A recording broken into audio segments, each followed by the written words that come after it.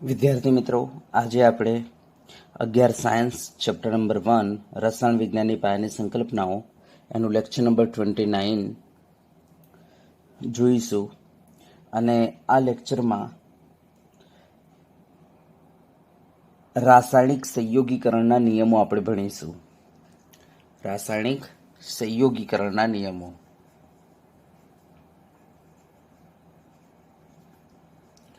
રાસાયણિક સંયોગીકરણના નિયમો, જેને કહીશું law of chemical combination. Laws of chemical combination. આનો મતલબ એવો છે કે જ્યારે કોઈ કેમિકલ પ્રોસેસ થતી હોય છે, બરાબર, ત્યારે એ રાસાયણિક પ્રક્રિયા, એ કેમિકલ પ્રોસેસ કેટલાક નિયમોનું પાલન કરતા હોય છે. બરાબર, કેટલાક નિયમોનું પાલન કરતા હોય છે. એને કહેવાય છે રાસાયણિક સંયોગીકરણના નિયમો. બરાબર, તો અહીંયા 5 એવા નિયમો છે, બરાબર, કે જેનો રાસાયણિક પ્રક્રિયાઓ પાલન કરતી હોય છે.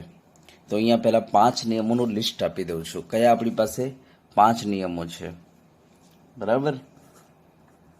તો નિયમ નંબર 1, દ્રવ્ય સંચયનો નિયમ.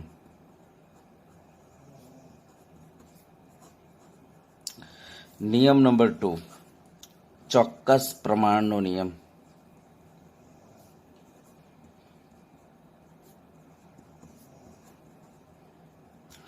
નિયમ નંબર 3, ગુણક પ્રમાણનો નિયમ.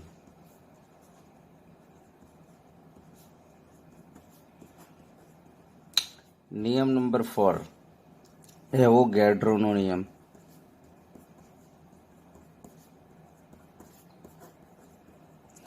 નિયમ નંબર 5, ગેલ્યુસેકના વાયુમય કદનો નિયમ.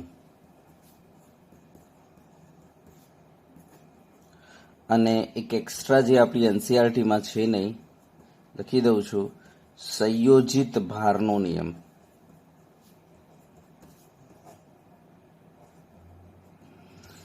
બરાબર, તો આપણે પહેલા 5 સમજાવી દઈશું, પછી છઠ્ઠામાં થોડું બતાવી દઈશું તમને. ચલો, તો પહેલા આપણે 1 બાય 1 એક એક નિયમ આપણે સ્ટાર્ટ કરીશું. બરાબર, ફરીથી એક વખત સાંભળી લેજો કે જ્યારે કોઈ રાસાયણિક પ્રક્રિયા થાય છે ત્યારે કેટલાક નિયમોનું પાલન થતું હોય છે. યસ, એને કહેવાય છે લોઝ ઓફ કેમિકલ કોમ્બિનેશન, રાસાયણિક સંયોગીકરણના નિયમો. બરાબર, ચલો તો પહેલો આપણે સ્ટાર્ટ કરીએ દ્રવ્ય સંચયનો નિયમ. દ્રવ્ય સંચયનો નિયમ ઇંગ્લિશમાં કહીશું લો ઓફ માસ કન્ઝર્વેશન. તો માસ કન્ઝર્વેશન લો કહેવાય છે આને. દ્રવ્ય સંચયનો નિયમ, માસ કન્ઝર્વેશન લો. ચલો ધ્યાન આપજો. આ નિયમ કોણે રજૂ કર્યો હતો પહેલા? તો એન્ટોની લેવોઝિયરે ફર્સ્ટ ટાઈમ ઘણી બધી દહન પ્રક્રિયાઓનો અભ્યાસ કરીને રજૂ કર્યો. એમણે શું કહ્યું કે દાખલા તરીકે કોઈ કેમિકલ યા ફિઝિકલ પ્રોસેસ થતી હોય છે ત્યારે શું હોય છે, દાખલા તરીકે તમારા પ્રક્રિયકો જે છે, આપણે 10 ગ્રામ લીધા એટલે 20 ગ્રામ લીધા, તો સામે નીપજ 20 ગ્રામ જ બને છે. એનો મતલબ કે દ્રવ્ય જે છે એનો વિનાશ થતો નથી કે સર્જન થતું નથી. એનો મતલબ એવો થયો કે ભૌતિક કે રાસાયણિક પ્રક્રમોમાં તમારા નીપજનું વજન અને પ્રક્રિયકનું વજન હંમેશા સરખું હોય છે. નીપજનું દળ અને પ્રક્રિયકનું દળ હંમેશા સરખું હોય છે. આને કહેવાય છે દ્રવ્ય સંચયનો નિયમ. બરાબર, તો દ્રવ્યનો વિનાશ થતો નથી કે દ્રવ્યનું સર્જન થતું નથી. દિમાગમાં ફિટ કરજો. તો સેમ કોના જેવું છે? ઉર્જા સંરક્ષણનો જે નિયમ હતો ને એના જેવો જ છે દ્રવ્ય સંચયનો નિયમ. બરાબર, તો હું અહીંયા લખી દઉં છું કે દ્રવ્યનો સર્જન કે વિનાશ થતું નથી,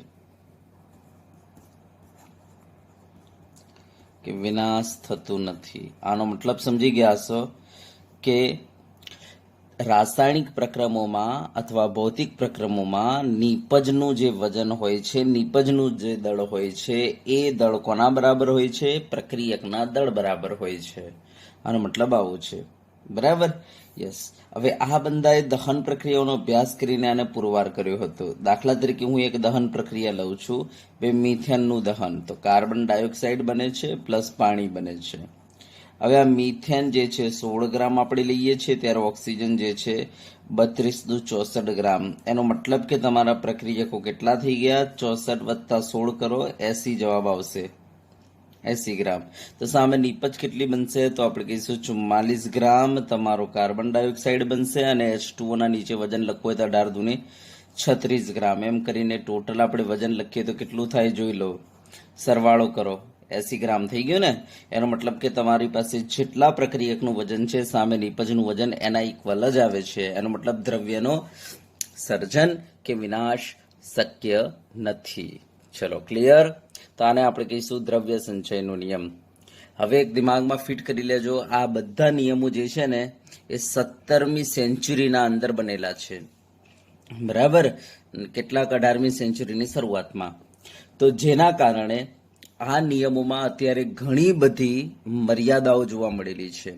તો જ્યારે આઇન્સ્ટાઈને આ સૂત્ર આપ્યું E=mc², ત્યારે ખબર પડી કે કેટલોક માસ તો ઉર્જામાં જ હશે. એનો મતલબ કે કેટલોક આ માસ જે છે જ્યારે નીપજમાં જશે ત્યારે સમથિંગ માસ આમાં જતો રહેશે, હીટમાં, ઉર્જામાં. બરાબર? એનો મતલબ કે પ્રક્રિયકનું વજન અને નીપજનું વજન સરખું હોતું નથી. આ દિમાગમાં ફિટ કરજો. પણ આ મર્યાદાઓ અત્યારે આપણે નથી ભણવાની હોય ને, મર્યાદાઓને છોડી દો. બસ આ તો ખાલી મેં તમને એક એક્સ્ટ્રા પોઈન્ટ આપી દીધો. બરાબર? યસ. તો અત્યારે તો ખાલી આપણે આવું યાદ રાખીશું કે તમારા પ્રક્રિયકનું વજન અને નીપજનું વજન હંમેશા કેવું હોય છે? સમાન હોય છે. આવું આપણે યાદ રાખીશું. તો કહેવાનો મતલબ એ છે કે આ બધા નિયમોની કંઈક ને કંઈક મર્યાદા છે. બરાબર? ચોક્કસપણે આ નિયમો સાચા નથી, કંઈક ને કંઈક આમની અંદર મર્યાદા રહેલી છે. ચલો, ઓકે? યસ. તો આ થઈ ગયો તમારા દ્રવ્ય સંચયનો નિયમ. ચલો, કેવી રીતના બોલીશું? બોલો, દ્રવ્યનું સર્જન કે વિનાશ શક્ય નથી. એનો મતલબ તમે કોઈ પણ પ્રક્રિયા લખો, તેના અંદર નીપજનું માસ જે છે, નીપજનું દળ જે છે કોના બરાબર હશે? પ્રક્રિયકના દળ બરાબર હશે. બરાબર? એનો મતલબ કે દ્રવ્યનું વિનાશ પણ શક્ય નથી કે સર્જન પણ શક્ય નથી. ચલો, હવે આપણે બીજો નિયમની વાત કરીએ, જેનું નામ છે ચોક્કસ પ્રમાણનો નિયમ. તો આપણો બીજો નિયમ ચોક્કસ પ્રમાણનો નિયમ.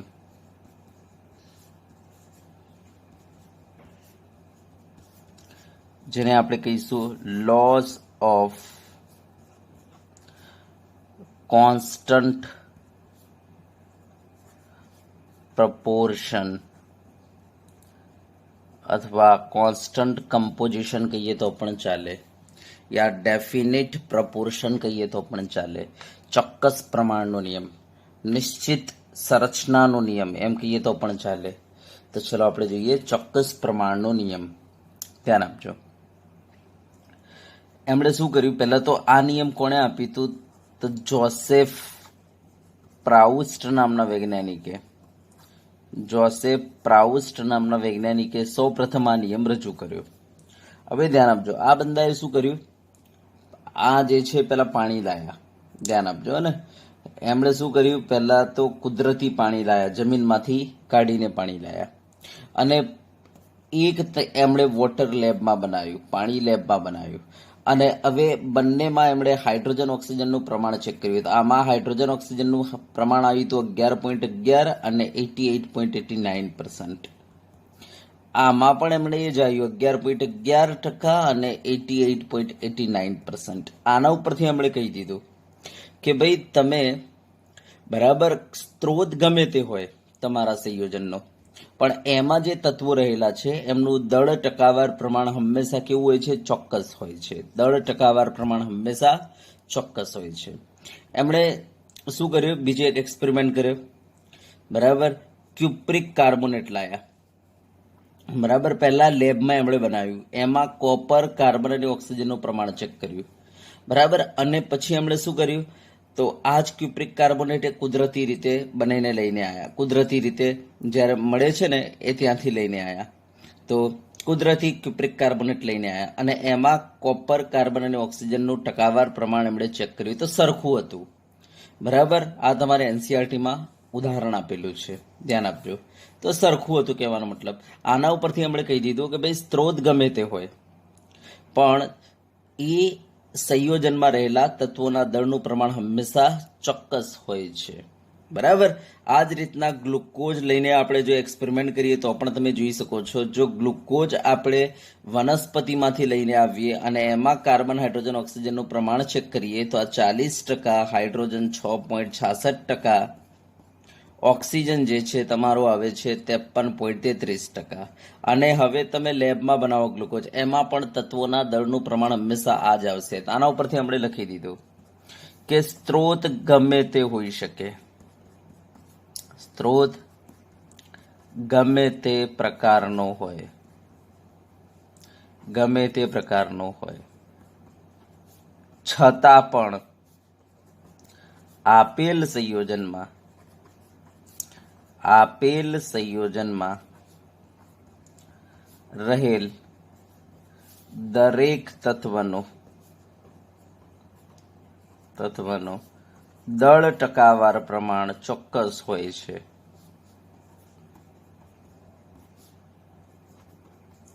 સમજી ગયા વાતને? યસ, સ્ટેટમેન્ટ રટી લો, બીજી કોઈ મગજમારી કરવાની નથી. એક ઉદાહરણ લખી નાખવાનું, ભાઈ પાણી આપણે પ્રયોગશાળામાં બનાવીએ કે કુદરતી લાવીએ, તેમાં હાઇડ્રોજન, ઓક્સિજનનું પ્રમાણ ભાઈ ચોક્કસ 11.11 અને 88.89% હોય છે. આવું એક ઉદાહરણ આપી દો, કામ પૂરું કરો. ચલો, ક્લિયર થઈ ગયું? બોલો, આવડશે? તો ચોક્કસ પ્રમાણનો નિયમ કોણે આપે? તો જોસેફ પ્રાઉસ્ટ નામના વૈજ્ઞાનિકે. શું છે સ્ટેટમેન્ટ? ધ્યાન આપજો. સ્ત્રોત ગમે તે પ્રકારનો હોય છતાં પણ આપેલ સંયોજનમાં રહેલા તત્વોના દળનું પ્રમાણ હંમેશા કેવું હોય છે? ચોક્કસ હોય છે. તો આ થઈ ગયું તમારો ચોક્કસ પ્રમાણનો નિયમ, લો ઓફ કોન્સ્ટન્ટ પ્રપોર્શન. બરાબર, આ નિયમને નિશ્ચિત સંગઠનના નિયમથી પણ ઓળખવામાં આવે છે. જો લખવું એ તમે લખી શકો છો, નિશ્ચિત સંગઠન ના નિયમથી પણ ઓળખવામાં આવે છે. ઓકે, યસ, એનો મતલબ કે કોઈ પણ સંયોજન લઈ લો, એનું સંગઠન હંમેશા કેવું હોય? નિશ્ચિત હોય. એમાં રહેલા તત્વો જે છે દળથી ચોક્કસ પ્રમાણ ધરાવતા હોય છે. બરાબર, ઓકે. ચલો, હવે આપણે નેક્સ્ટ જોઈએ આના પછીનો ગુણક પ્રમાણનો નિયમ. ચલો હવે જુઓ, ગુણક પ્રમાણના નિયમની વાત કરી લઈએ. ગુણક પ્રમાણનો નિયમ, જેને આપણે કહીશું લો ઓફ મલ્ટિપલ પ્રપોર્શન, ગુણક પ્રમાણનો નિયમ. હવે પહેલા તો આ નિયમ આપ્યો કોણે? તો ડાલ્ટન નામના વૈજ્ઞાનિકે આપ્યો હતો. બરાબર, જ્હોન ડાલ્ટન. યસ. હવે જુઓ, એમણે શું કહ્યું? એમણે કહ્યું કે દાખલા તરીકે આપણી પાસે આ બે તત્વો છે, કાર્બન અને ઓક્સિજન.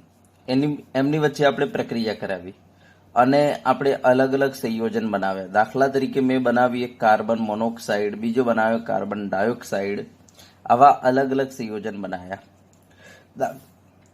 દાખલા તરીકે કાર્બન મોનોક્સાઇડ બનાવીએ છીએ ત્યારે શું થાય છે? તો 12 ગ્રામ કાર્બન જે છે 16 ગ્રામ ઓક્સિજન, એક ઓક્સિજન એટલે 16 ગ્રામ ઓક્સિજન જોડે પ્રક્રિયા કરે છે ત્યારે કાર્બન મોનોક્સાઇડ બને છે. કાર્બન ડાયોક્સાઇડની વાત કરીએ તો 12 ગ્રામ કાર્બન જે છે 32 ગ્રામ ઓક્સિજન જોડે પ્રક્રિયા કરે છે ત્યારે જેને તમારો કાર્બન ડાયોક્સાઇડ બની રહેલો છે. તો હવે બરાબર ધ્યાનથી જોજો, એમણે શું કહ્યું કે જો આપણે આ બે તત્વોમાંથી કોઈ એક તત્વનું દળ નિશ્ચિત કરી દઈએ, જેમ કે હું કાર્બનને નિશ્ચિત કરી દઉં છું ભાઈ 12 ગ્રામ, તો હવે એની સાથે જોડતો ઓક્સિજન ચેક કરો કેટલો છે. તો જો 16 છે ને 32 છે, તો ઓક્સિજન એક વખતે 16 ગ્રામ જોડાય છે, બીજી વખતે 32 ગ્રામ. એનો મતલબ એમનો રેશિયો શું આવશે? તો જો આપણે રેશિયો કાઢીએ તો 1:2 આવશે. તો એમણે કહ્યું કે આ જે રેશિયો છે ને, બરાબર, એ તમારી નાની સાદી પૂર્ણાંક સંખ્યા આવશે. આમ આપણે કહ્યું કે જો બે તત્વો જોડેને એક કરતાં વધારે સંયોજનો બનાવતા હોય તો બે તત્વોમાંથી કોઈ એક તત્વનું દળ જો આપણે નિશ્ચિત કરી દઈએ તો એની સાથે જોડાતું જે બીજો તત્વ છે એનું દળ પ્રમાણ હંમેશા સાદી નાની પૂર્ણાંક સંખ્યા હોય છે. આવું એમણે કહ્યું. બરાબર, ચલો એક બીજું એક્ઝામ્પલ તમને આપીએ. દાખલા તરીકે આપણે વાત કરીએ હાઇડ્રોજન અને ઓક્સિજનની. હાઇડ્રોજન અને ઓક્સિજન અને એની વચ્ચે પ્રક્રિયા કરાવીને આપણે સંયોજન બનાવીએ. દાખલા તરીકે મેં બનાવ્યો H2O, બીજી વાર મેં બનાવ્યો, અહીંયા લખી દઈએ સંયોજન. બરાબર, મેં બનાવ્યો તો H2O, બીજી વાર મેં બનાવ્યો H2O2.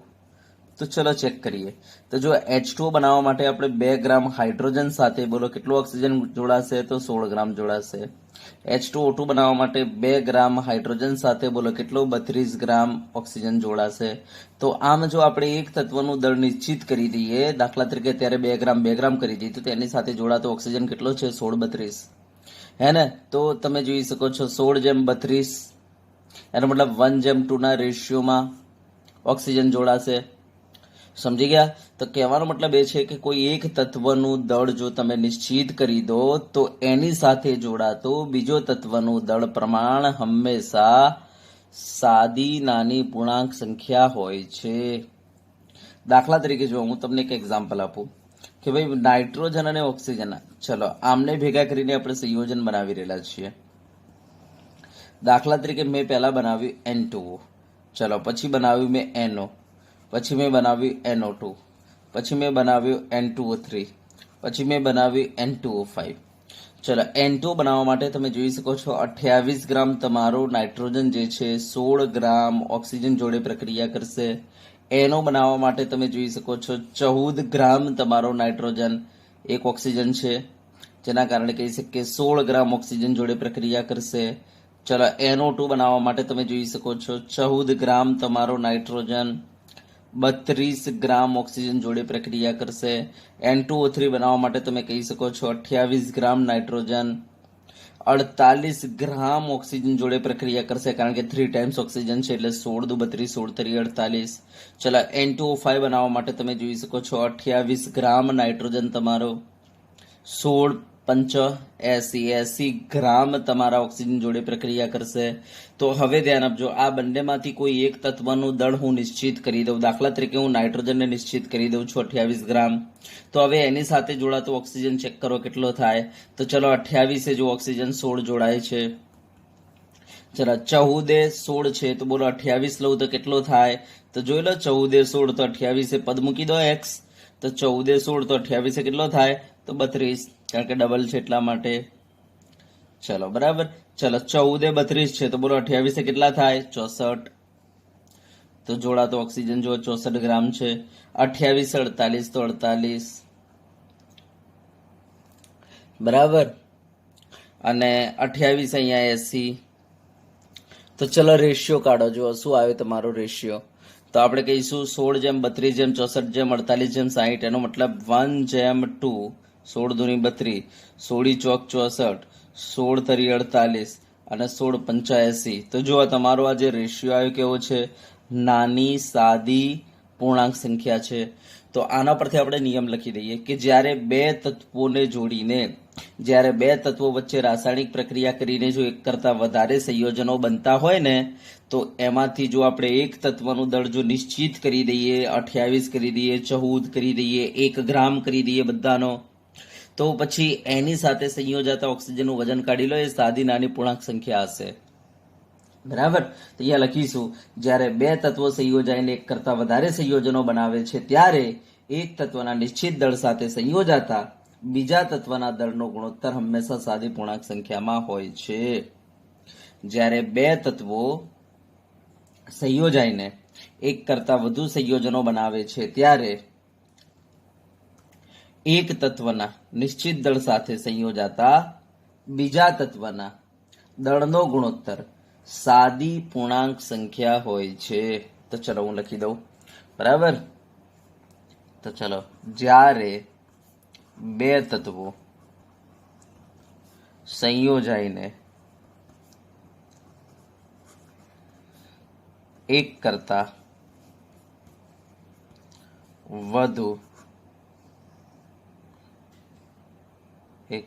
વધુ સંયોજનો બનાવે છે ત્યારે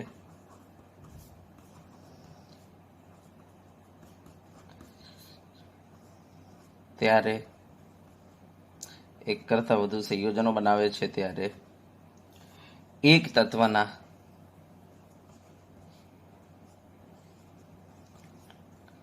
નિશ્ચિત વજન સાથે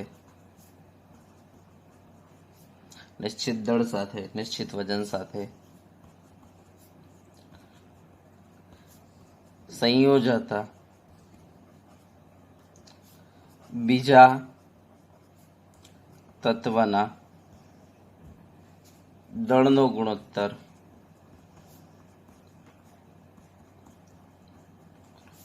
સાદી નાની પૂર્ણાંક સંખ્યા હોય છે. તો જો શું કહે છે, બે તત્વો સંયોજાય, એક કરતા વધારે સંયોજનો બનાવે તો એક તત્વના આમાંથી એક તત્વના નિશ્ચિત દળ સાથે સંયોજાતા બીજા તત્વના દળનો જે ગુણોત્તર હશે એ સાદી નાની પૂર્ણાંક સંખ્યા હોય છે. બરાબર, આને કહીશું ગુણક પ્રમાણનો નિયમ. ચલો, આવડશે? યસ, સ્ટેટમેન્ટ રટી લો, એક્ઝામ્પલ જોઈ લો, ખબર પડી જશે. બરાબર, જોઈ લેજો. 12 16 છે, અહીંયા 12 32 છે. જો 12 ની જગ્યાએ તમે 1 લઈને ચેક કરો ને, એકી કેટલા, આમાં એકી કેટલા, 1 ગ્રામ તમે જો નિશ્ચિત કરી દો અને તમે જવાબ કાઢશો ને, એ તમારો રેશિયો આ જ આવશે, એકદમ સાદી નાની પૂર્ણાંક સંખ્યા. અહીંયા 2 ગ્રામ સાથે 16 ગ્રામ, 2 ગ્રામ સાથે 32 ગ્રામ છે. તો અત્યારે 2 તો કેવું છે, તમારે નિશ્ચિત છે. પણ જો 2 ની જગ્યાએ તમે 1 કરીને ચેક કરો ને, એકી કેટલા થાય, એકી કેટલા થાય, જોઈ લો. 1 ગ્રામે આ કેટલા આવે તો 8, 1 ગ્રામે આ કેટલા આવે 16. તો તમારો શું રેશિયો બન્યો? તો 8:16, એનો મતલબ તમારો 1:2 આવી ગયો ને. યસ, તો આ રીતના આવી જશે. તો કોઈ એક તત્વનું દળ તમે નિશ્ચિત કરી દો, ચાહે 1 કરી દો, ચાહે 2 કરી દો, ચાહે 10 કરી દો, ચાહે 50 કરી દો, ચાહે 100 કરી દો. એની સાથે સંયોજાતા બીજા તત્વનું દળ પ્રમાણ કાઢો અને ચેક કરો, જો એ સાદી નાની પૂર્ણાંક સંખ્યા તમારી આવશે. આ છે તમારો ગુણક પ્રમાણનો નિયમ. ચલો, ઓકે, ડન. યસ, ચલો હવે આપણે નેક્સ્ટ જોઈએ આપણો એવોગાડ્રોનો નિયમ.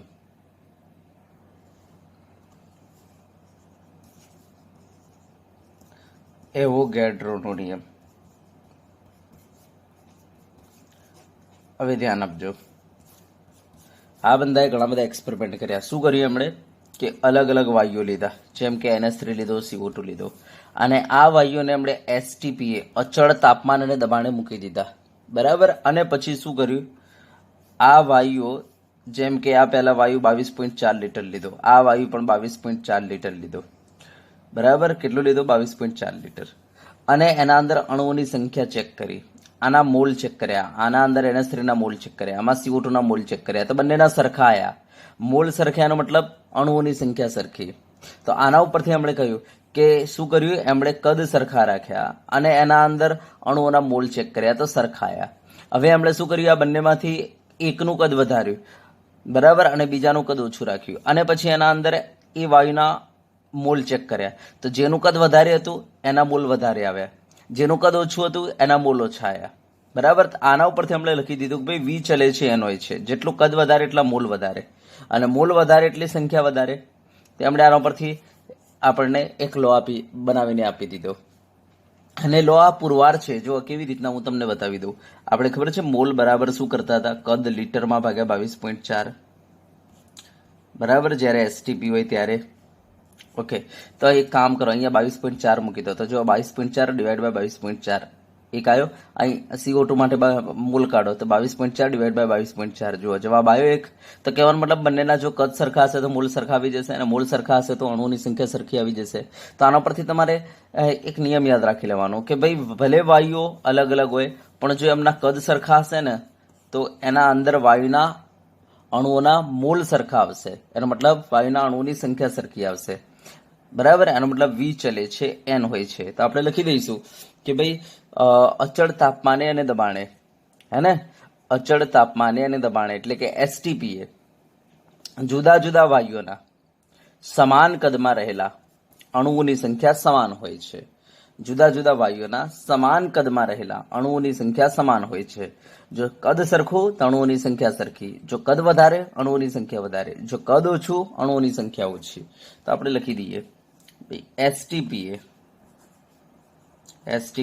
એનો મતલબ નિયત તાપમાન અને દબાણે જુદા જુદા વાયુઓ ના સમાન કદમાં રહેલ અણુઓની સંખ્યા સમાન હોય છે.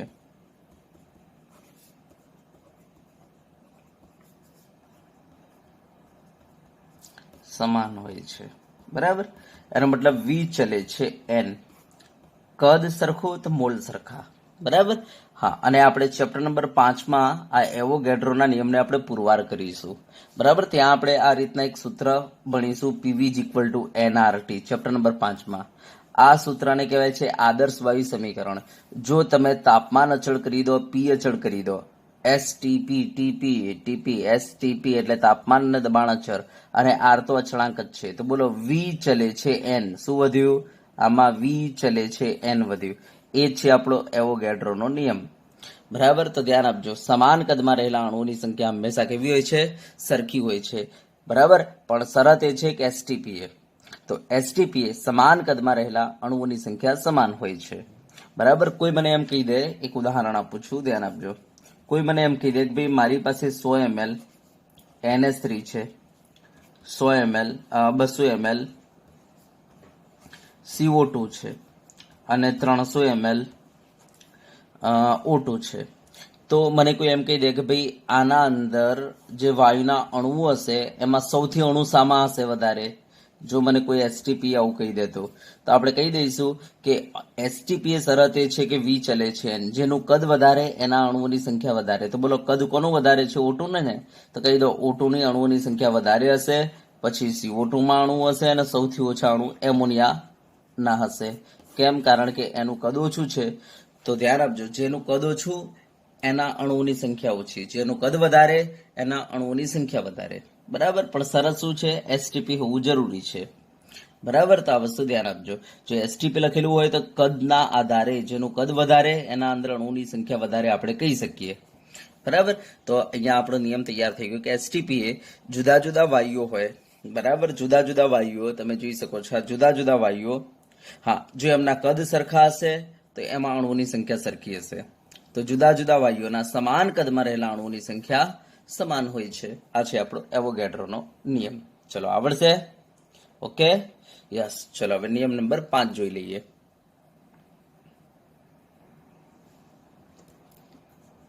નિયમ નંબર 5, ગેલ્યુસેકના વાયુમય કદનો નિયમ.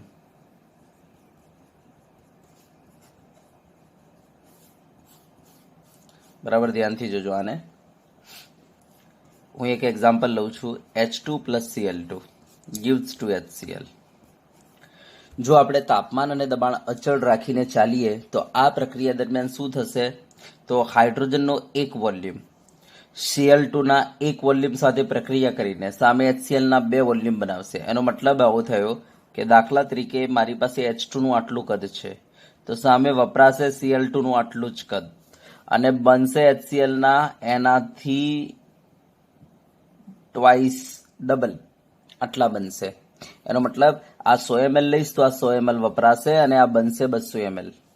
બરાબર, દાખલા તરીકે મારી પાસે આ પ્રક્રિયા છે, N2 + 3H2 gives to NH3. આ પ્રક્રિયા છે, અને આ પ્રક્રિયામાં મેં તાપમાન અને દબાણ અચળ કરી દીધું છે. તો ધ્યાન આપજો કે જ્યારે N2 આટલું વપરાશે ત્યારે એના 3 ગણા H2 વપરાશે અને બનશે N2 ના 2 ગણા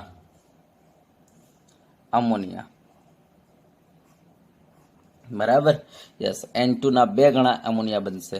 આનો મતલબ એવો થઈ ગયો કે ધ્યાન આપજો કે અચળ તાપમાન અને દબાણે જો બનતી નિપજો વાયુઓ હોય અને વપરાતા પ્રક્રિયકો પણ વાયુઓ હોય, તો પ્રક્રિયકો અને નિપજો જે છે એમના કદનો ગુણોત્તર હંમેશા સાદી પૂર્ણાંક સંખ્યા હોય છે.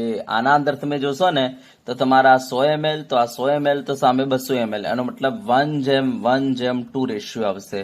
દાખલા તરીકે 100 ml તો આ સીધો 300 ml અને 200 ml, એનો મતલબ રેશિયો આવશે કદનો 1:3:2 નો આવશે. તો ધ્યાન આપજો, અચળ તાપમાને અને દબાણે બરાબર પ્રક્રિયામાં ઉત્પન્ન થતી નિપજો વાયુઓ હોય અને ભાગ લેતા પ્રક્રિયકો પણ વાયુઓ હોય, તો ઉત્પન્ન થતી નિપજનું કદ અને વપરાતી પ્રક્રિયકના કદનો ગુણોત્તર જે છે સાદી નાની પૂર્ણાંક સંખ્યા હોય છે. બરાબર, તો ચલો હું લખી દઉં છું. બરાબર ધ્યાનથી જોજો. સમાન તાપમાને અને દબાણે રાસાયણિક પ્રક્રિયા દરમિયાન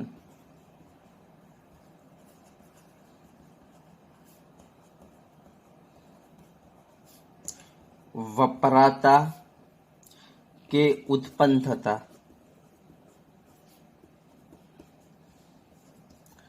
વાયુઓ ના કદનો ગુણોત્તર, વાયુઓના કદનો ગુણોત્તર 100, 100 તો 200, કદનો ગુણોત્તર સાદી નાની પૂર્ણાંક સંખ્યા હોય છે. બરાબર, યસ. ચલો હવે જો ધ્યાન આપજો. હું આના પરથી તમને એક MCQs કરી લઉં કે દાખલા તરીકે તમને પૂછી નાખે N2 + 3H2 gives 2NH3. તમને પૂછી દે કે ભાઈ મારી પાસે આ 100 ml છે અને આ મારી પાસે 400 ml છે, તો સામે એમોનિયા કેટલા ml બનશે? તો એક સિમ્પલ વસ્તુ છે યાર, તમને કહી દે કે ભાઈ સમાન તાપમાન અને દબાણે, તો તમને ખબર પડી ગઈ હશે કે આ 1 વપરાય ત્યારે આ 3 વપરાય, તો આ 100 વપરાય ત્યારે આ 300 વપરાય. એનો મતલબ કે 100 ml તો એમને પડ્યું રહેશે. બરાબર, 100 વપરાશે ત્યારે આ 300 વપરાશે, 100 ml એમને પડ્યું રહેશે. અને જ્યારે આ 100 વપરાશે ત્યારે સામે બનશે કેટલો? 200. બરાબર, તો આપણે કહી દઈશું કે NH3 કેટલો બનશે? 200. તો તમે જોશો ને તો આમાં પ્રક્રિયા મિશ્રણમાં NH3 તમારો બનેલો હશે 200 ml અને H2 જે છે તમારો રહી ગયો હશે અંદર 100 ml. તો પ્રક્રિયા મિશ્રણમાં શાનું સંઘટન હશે? તો આપણે કહી શકીએ કે NH3 બનેલું હશે 200 ml અને H2 રહી ગયો હશે 100 ml. તો પ્રક્રિયા મિશ્રણમાં આ બંને મોજૂદ હશે. ચલો ક્લિયર? તો આ રીતના આપણને પ્રશ્નો આવડવા જોઈએ. બરાબર, યસ, ઓકે. તો આપણા 5 નિયમો પૂરા થઈ ગયા. હવે છઠ્ઠો નિયમ જે NCERT માં ઇન્ક્લુડ નથી, બરાબર, પણ આના ઉપરથી નીટમાં MCQs પૂછાયેલા છે, માટે આપણે છઠ્ઠો નિયમ લઈ લઈએ છીએ, જેને કહેવાય છે સંયોજિત ભારનો નિયમ. બસ ખાલી આને સમજવાનો છે. બરાબર, ચલો હવે છઠ્ઠો નિયમ આપણે જોઈએ, સંયોજિત ભારનો નિયમ.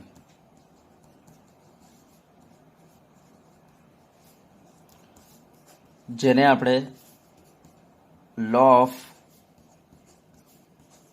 રેસિપ્રોકલ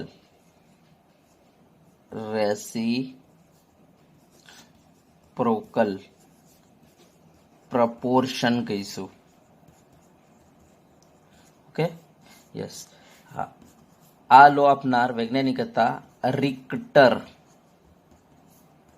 બરાબર, હવે પહેલા સમજી લો, પછી આપણે વિધાન લખીએ છીએ આના માટેનું. બરાબર, વિધાન લખીએ છીએ, પહેલા સમજી લો. દાખલા તરીકે મારી પાસે અહીંયા 2 તત્વો છે, એક છે કાર્બન અને બીજો છે ઓક્સિજન. Okay, yes. હું આ કાર્બનને હાઇડ્રોજન જોડે પ્રક્રિયા કરાવું છું અને બને છે CH4. હવે આ ઓક્સિજન જે છે એને પણ હું હાઇડ્રોજન જોડે પ્રક્રિયા કરાવું છું ભિન્ન રીતે અને બને છે H2O. હવે તમે જોઈ શકો છો આ પ્રક્રિયામાં 12 ગ્રામ કાર્બન તમારે 4 ગ્રામ હાઇડ્રોજન જોડે પ્રક્રિયા કરે છે. જ્યારે આ પ્રક્રિયામાં જ્યારે H2O બને છે ત્યારે 16 ગ્રામ તમારો ઓક્સિજન 2 ગ્રામ હાઇડ્રોજન જોડે પ્રક્રિયા કરે છે. બરાબર, ધ્યાનથી જોજો. ચલો ક્લિયર છે એટલે સુધી? તો હા, તો હવે ધ્યાન આપજો. આ શું કહેવા માંગે છે કે ભાઈ જો આપણે આ તત્વનું દળ જે હાઇડ્રોજન જે છે એનું જો હું નિશ્ચિત કરી દઉં, દાખલા તરીકે હું 2 ગ્રામ કરી દઉં યા તો 4 ગ્રામ કરી દઉં, દાખલા તરીકે હું 4 ગ્રામ કરી દઉં, તો એની સાથે જોડાતો કાર્બન કેટલો અને એની સાથે જોડાતો ઓક્સિજન કેટલો? તો જો હું 4 ગ્રામ કરી દઉં તો કાર્બન 12 અને ઓક્સિજન 2 એ 16 છે, તો 4 કેટલા થઈ જાય? 32. તો કેટલો થઈ જશે? તો 4 તરી 12 અને તમારે 8 ચોક 32. તો કાર્બન અને ઓક્સિજનનો રેશિયો કેટલો આવશે? 3:8 આવશે. ચલો બરાબર છે, બોલો. કાર્બન અને ઓક્સિજનનો રેશિયો કેટલો આવ્યો તમારો? 3:8. હવે ધ્યાન આપજો, કે છે કે આ કાર્બન અને ઓક્સિજન પ્રક્રિયા કરશે ને એ કયા રેશિયોમાં? સેમ આ રેશિયો અથવા એના મલ્ટિપલ હશે. તો કાર્બન ઓક્સિજન જ્યારે પ્રક્રિયા કરશે એટલે તમને ખબર છે CO2 બનાવશે, અને CO2 માં કાઢો કાર્બનનો રેશિયો કેટલો? 12 છે, અને ઓક્સિજનનો કેટલો છે? 16:32. ચેક કરી લો, જો 3:8. બસ આ નિયમ આ જ કે છે. જો હું એક બીજું એક્ઝામ્પલ લઉં, બરાબર, તો તમને ઓર થોડું ક્લિયર થશે. જુઓ, બીજું ઉદાહરણ તમારી સામે મૂકું છું, બરાબર, ધ્યાનથી જોજો. અમારી પાસે એચ છે ને ઓ છે. હું આ એચ ને ભિન્ન રીતે સલ્ફર સાથે પ્રક્રિયા કરાવું છું અને ઓ ને પણ સલ્ફર સાથે, પણ આ બંનેને હું ભિન્ન રીતે પ્રક્રિયા કરાવું છું. એચ ને સલ્ફર સાથે પ્રક્રિયા કરાવીને મેં H2S બનાવ્યો. ઓ ને સલ્ફર જોડે પ્રક્રિયા કરાવીને મેં SO2 બનાવ્યો. હવે આ પ્રક્રિયા દોરાન શું થાય છે? 2 ગ્રામ તમારો હાઇડ્રોજન 32 ગ્રામ સલ્ફર જોડે પ્રક્રિયા કરે છે. આ પ્રક્રિયા દરમિયાન તમારો શું થાય છે? તો 16 ગ્રામ ઓક્સિજન, એટલે 16 દુની 32, એટલે 32 ગ્રામ તમારો ઓક્સિજન, બરાબર, સલ્ફરિક છે, 32 ગ્રામ સલ્ફર જોડે પ્રક્રિયા કરે છે. ચલો, બરાબર ને? યસ. તો SO2 જ્યારે બનશે ત્યારે ઓક્સિજન 2 છે એટલે 16 દુની 32 કહેવાય. તો 32 ગ્રામ ઓક્સિજન સલ્ફરિક છે એટલે 32, તો 32 ગ્રામ સલ્ફર જોડે પ્રક્રિયા કરે છે. અને જ્યારે H સલ્ફર સાથે પ્રક્રિયા કરીને H2S બને છે ત્યારે તો હાઇડ્રોજન 2 છે ને આના અંદર, એટલે આપણે કહી દઈએ કે ભાઈ 2 ગ્રામ હાઇડ્રોજન સલ્ફરિક છે એટલે 32 ગ્રામ સલ્ફર જોડે પ્રક્રિયા કરતો હશે. બરાબર, તો હવે મને બતાવજો, સલ્ફરનું નિશ્ચિત દળ આપણે કરી દઈએ. દાખલા તરીકે 32, ચલો નિશ્ચિત જ છે, સરખું છે, તો 32 ગ્રામ કરી દઈએ. તેની સાથે સંયોજાતા હાઇડ્રોજન અને ઓક્સિજનનું દળ કાઢો. તો હાઇડ્રોજન ઓક્સિજનનું દળ જો 32 છે, હાઇડ્રોજન 2 અને 32 છે ઓક્સિજન, એ પણ કેટલો? તો ઓક્સિજન 32, બરાબર. તો આપણે કહીશું આ બંનેનો રેશિયો કેટલો આવ્યો? 1:16 આવ્યો. તો હવે ધ્યાન આપજો, હાઇડ્રોજન અને ઓક્સિજન જ્યારે પ્રક્રિયા કરશે ત્યારે આપણને ખબર છે શું બનાવશે? ધ્યાન આપજો, જો H2O બનાવે છે. Okay, yes. હવે H2O માં હાઇડ્રોજન ઓક્સિજનનો દળનો રેશિયો કાઢો. તો હાઇડ્રોજન જે છે તમારો 2 છે અને ઓક્સિજન કેટલો છે? 16 છે, અને મતલબ 1:8 આવ્યો. હવે બરાબર ધ્યાનથી જોજો, આ અને આ રેશિયો આ એકબીજાના મલ્ટિપલ છે. ચેક કરવું જ કરી લો. જો કેવી રીતના? તો આપણે કહીશું આનો રેશિયો જે છે અને આનો રેશિયો, આ બંનેનો રેશિયો જો આપણે વિચારીએ તો આપણે કહી દઈએ કે ભાઈ અહીંયા 1:1 તો અહીંયા 1:2 થઈ જશે જો આપણે ઉપર 8 વડે ગુણી નાખીએ તો. ચલો, બરાબર. યસ. તો આપણે કહી દઈએ ને કે ભાઈ આ રેશિયો આના ઇક્વલ છે. યસ. તો ચલો બંનેને ઉપર ઉલટ કરી દઈએ તો શું થઈ જશે? 1:2. તો જો આ મલ્ટિપલ છે, એનો મતલબ આના કરતા આ રેશિયો બમણો છે, એમ મલ્ટિપલ છે. તો કહેવાનો મતલબ એ છે કે તમે જોઈ શકો છો કે આ બંને મીન્સ આપણે કહીશું કે આ રેશિયો કાં તો આના જેટલો આવશે, બરાબર, ધ્યાન આપજો, યા તો પછી એનો મલ્ટિપલ આવશે. જો મલ્ટિપલ છે, બરાબર. તો કહેવાનો મતલબ એ છે કે તમારો જે રેશિયો છે એ કાં તો ઇક્વલ આવશે કાં તો મલ્ટિપલ આવશે. તો બસ મારે આ તમને કહેવાનું છે કે જ્યારે આપણે બે તત્વો એ અને બી ને જ્યારે ત્રીજા તત્વ સી સાથે પ્રક્રિયા કરાવીને, બરાબર, ભિન્ન રીતે પ્રક્રિયા કરાવીને, બરાબર, જો પ્રક્રિયા કરીને જો સંયોજનો બનતા હોય તો આ એ અને બી તત્વો પણ આપસમાં પ્રક્રિયા કરીને એવું સંયોજન બનાવશે કે જેમાં રહેલા તત્વોના દળનું પ્રમાણ જે છે એ કોના જેટલું હશે? તો પેલા સી તત્વના દળને નિશ્ચિત કરવાથી એ અને બી ના દળનો ગુણોત્તર જે મળતો હતો એના જેટલો કે એના મલ્ટિપલ હશે. બરાબર. તો ચલો હું અહીંયા લખી દઉં છું, બરાબર, ધ્યાનથી જોજો શબ્દને.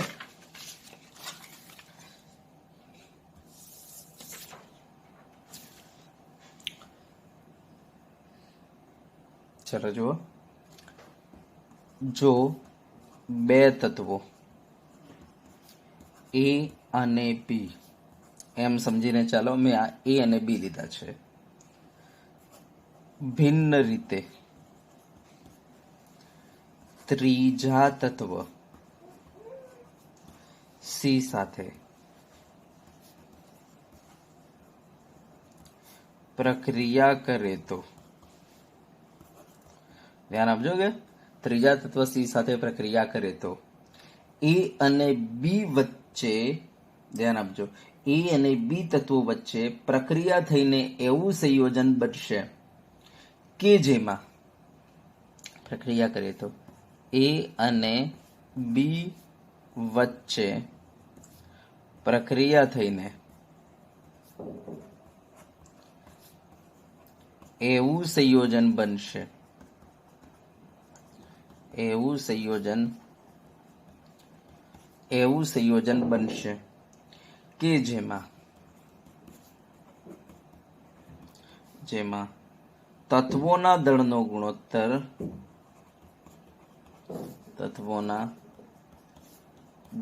ગુણોત્તર સી ના ચોક્કસ વજન સાથે, ધ્યાન આપજો, આમાં જે તત્વો છે ને એમના દળનો ગુણોત્તર સી ના ચોક્કસ વજન સાથે સંયોજાતા એ અને બી ના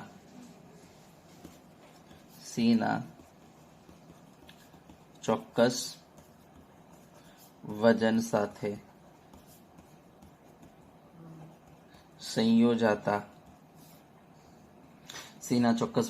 સંયોજાતા એ અને બી ના દળના ગુણોત્તર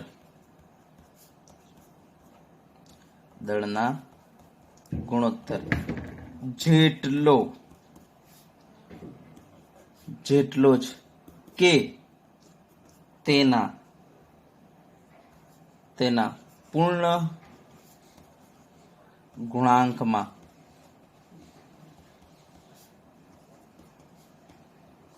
હોય છે. ચલો બરાબર. તો સેન્ટેન્સ નિયમ થોડો સમજવા જેવો છે. શું કે છે? દાખલા તરીકે બે તત્વો એ અને બી છે, બરાબર. જો આ ભિન્ન રીતે ત્રીજા તત્વ સી સાથે પ્રક્રિયા કરતા હોય તો આ એ અને બી તત્વો પણ એકબીજા સાથે પ્રક્રિયા કરીને એવું સંયોજન બનાવશે કે તેમાં રહેલા તત્વોના દળનો ગુણોત્તર જે છે એ કોના જેટલું હશે? તો તેમાં રહેલા તત્વોના દળનો ગુણોત્તર સી ના ચોક્કસ વજન સાથે પ્રક્રિયા કરતા એ અને બી ના દળના ગુણોત્તર જેટલો જ અથવા તેના પૂર્ણ ગુણાંકમાં હોય છે. ચલો બરાબર. તો હવે ધ્યાન આપજો, એક્ઝામમાં આપણને પૂછી નાખે નીચે ઓપ્શન આપીને કે ભાઈ આ જે છે આમાંથી કયું ઓપ્શન સંયોજિત ભારના નિયમને અનુસરે છે, કયું ઓપ્શન ગુણક પ્રમાણના નિયમને અનુસરે છે, અને વેરી વેરી મોસ્ટ ટાઈમ આ છે. તો ધ્યાન આપજો, સંયોજિત ભારને આપણે કેવી રીતના ઓળખીશું? તો જો તમારી રકમમાં 3 તત્વોની વાત હોય, એક્સ વાય ઝેડ, આવા 3 તત્વોની વાત હોય તો તમારે સીધું પોઈન્ટ મારી દેવાનો સંયોજિત ભારનો નિયમ. અને જો 2 જ તત્વોની વાત હોય, એક્સ અને વાય, બરાબર, તો તમારે સીધો પોઈન્ટ મારવાનો, સીધો ટીક મારવાનો ગુણક પ્રમાણનો નિયમ. સમજી ગયા? જો 2 તત્વોની વાત હોય તો ગુણક પ્રમાણનો નિયમ, અને 3 તત્વોની વાત કરેલી હોય તો સંયોજિત ભારનો નિયમ. હવે ધ્યાન આપજો, 2 તત્વોની વાત પણ આ રીતના હોય. દાખલા તરીકે આ રીતના હોય, મારી પાસે આ એક NO અને બીજો NO2, આ ટાઈપના 2 તત્વોની પેર બનાવીને આપેલી હોય કે ભાઈ આ જે છે કયા નિયમને અનુસરે છે, તો તરત જ ખબર પડી જાય કે ભાઈ આ કયો છે. તો જો 2 તત્વો છે એટલે તરત જ કહી દો ગુણક પ્રમાણનો નિયમ. પણ જો તમને આ રીતના પેર બનાવીને આપી દે, XY, YZ અને XZ, અને તમને કહે કે ભાઈ આ કયો નિયમને અનુસરે છે, તો કહી દો સંયોજિત ભારનો નિયમ. જેમ કે અત્યારે જો અહીંયા તમને CH4 ની એક પેર આપી, એક H2O આપી અને એક આપી CO2. તો જો આ તમારું XY થઈ ગયું, બરાબર, અને આ તમારું YZ થઈ ગયું, બરાબર, અને આ તમારું X અને આ O તમારું Z, XZ. તો તરત જ ખબર પડી જાય કે આ કયો, આ પેર કોને અનુસરે છે? કહી દો સંયોજિત ભારના નિયમને અનુસરે છે. તો જેના અંદર XY, YZ અને XZ આ ટાઈપનો જો ડેટા આપેલો હોય તો તમારે કહી દેવાનું કે આ સંયોજિત ભારના નિયમને અનુસરે છે. અને ડેટા કંઈક આ ટાઈપનો આપેલો હોય, XY, XY2, XY3, આ ટાઈપનો જો ડેટા આપેલો હોય, મીન્સ 2 તત્વોથી બનેલો ડેટા આપેલો હોય, તો તમારે કહી દેવાનું ગુણક પ્રમાણના નિયમને અનુસરે છે. બરાબર. તો આ MCQS ખાસ ઇમ્પોર્ટન્ટ છે, જોઈ લેજો એક વખતે. ચલો કે ડન? યસ. તો અહીંયા આપણે 5 નિયમો પૂરા કર્યા, અને એક છઠ્ઠો વધારાનો નિયમ જે હતો એની પણ આપણે વાત કરી લીધી. તો એક વખતે ફરીથી ધ્યાન આપી દેજો. રાસાયણિક પ્રક્રિયા દરમિયાન કેટલાક નિયમોનું પાલન થાય છે, બરાબર. એ નિયમોને આપણે શું નામ આપેલું છે? રાસાયણિક સંયોગીકરણના નિયમો. એમાં મૂળભૂત 5 એકમો છે, આપણી પાસે મૂળભૂત 5 નિયમો છે, બરાબર. કયા મૂળભૂત 5 નિયમો છે? તો નંબર 1 દ્રવ્ય સંચયનો નિયમ, નંબર 2 નિશ્ચિત પ્રમાણનો નિયમ, નંબર 3 ગુણક પ્રમાણનો નિયમ, નંબર 4 એવોગેડ્રોનો નિયમ, અને નંબર 5 ગેલ્યુસેકના વાયુમય કદનો નિયમ, એમ કરીને 5 નિયમો છે. આ સંયોજિત ભારનો નિયમ મેં તમને એક્સ્ટ્રા લખાવી દીધો છે, બસ ખાલી ધ્યાન આપી દેજો આને. તો એક વસ્તુ ધ્યાન આપજો, ગુણક પ્રમાણનો નિયમ અને સંયોજિત ભારનો નિયમને ઓળખીશું કેવી રીતના?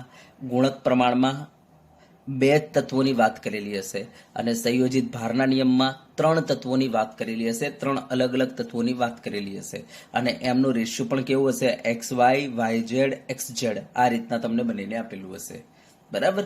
ચલો ઓકે, ડન. યસ, તો અહીંયા સુધી આપણે રાખીશું આજે.